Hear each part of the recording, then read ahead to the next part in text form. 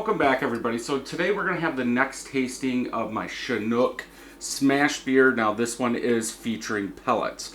I grow Chinook hops, so what I wanted to do was make a pellet version, then a leaf version. So this is the pellet version, 2 pounds, 8 ounces of 2-row. Then for the hour boil, 0.25 ounces of Chinook at 30, 0.25 at 10, 0.25 at 5. This is a small gallon batch, so 1.25 gallons going into the carboy.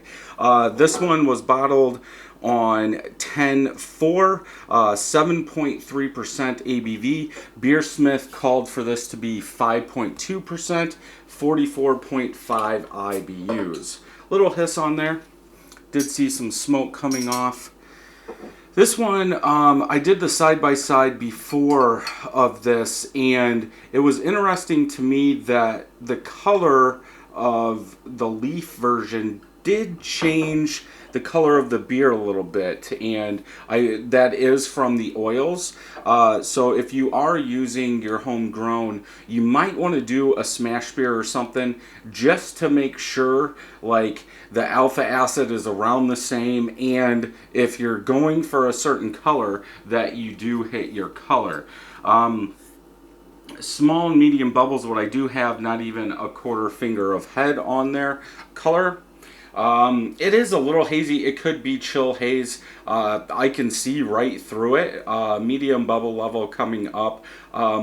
Looks like what it should for just having 2-row in there. Nice and clear. I would say age at least did do this one good, as it gave it time to settle everything out. I do have stuff in the bottom that I can see of the bottle. Now I do bottle directly out of the fermenter, out of the Mr. Beer, so I am going to get some hop particles and maybe yeast and other trub in there. Let's go ahead and smell. Citrus and a touch of spice. Now Chinook is going to have some spice, but I've also made a full, let's say full all grain recipe just using Chinook. And the first time I made it was from a Northern Brewer kit, and it turned out well. You didn't get as much of that spice. It was just nice and citrusy, but I don't know if this is because it's almost 5 months old, that spiciness is starting to come out just a little bit more.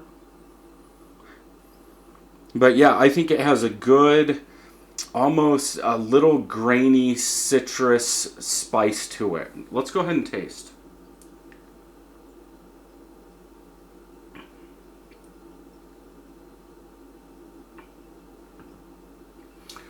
Yeah, it's got a little sweetness, a little toasted bread, a good citrus mixed with a little bit of spice. Very easy, smooth drinking beer.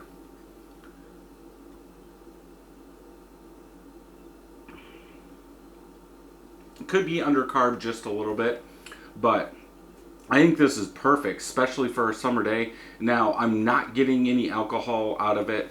There is a little bitterness. It seems like the bitterness is turning up a little bit, and I think we've seen that in some aged homebrews where it seems like the bitterness is turning up. It's nowhere near some of the other ones, but I do get a little bit more bitterness in the back. Aftertaste is more of like a toasted bread citrus. That spice is only in the taste. I really don't get it in the aftertaste.